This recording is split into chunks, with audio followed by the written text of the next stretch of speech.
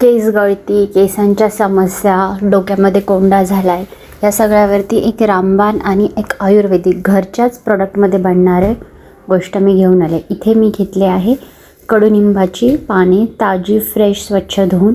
त्यानंतर इथे घेतली आहे मी मेथी दाणे. तुम्ही गुगल केलं ना तर तुम्हाला मेथी दाण्यांचं महत्त्व समजेल. रिग्रोथसाठी आणि केस शायनी होण्यासाठी हा केसांमधला महत्त्वाचा घटक आहे.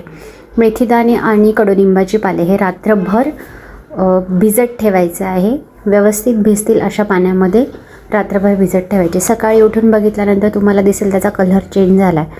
त्यानंतर एका कढईमध्ये मेथीदाणे जेवढ्या मोठ्या वाटीत आपण भिजत ठेवलं तर तेवढी वाटी भरून पाणी टाकायचं आहे. पाणी मात्र आरोचं वापरायचं आहे.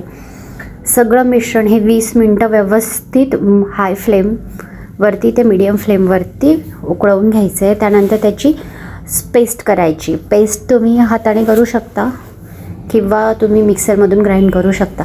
त्यानंतर हे जेली फॉर्ममध्ये होतं आणि असं गाळून घ्यायचं आहे. त्यानंतर इथे मी विटॅमिन ईच्या कॅप्सूल टाकलं आहे आणि आपलं हे हेअर सिरम तयार झालं आहे. हेअर वॉश केल्यानंतर आठवड्यातून 2दा अप्लाय करायचं आणि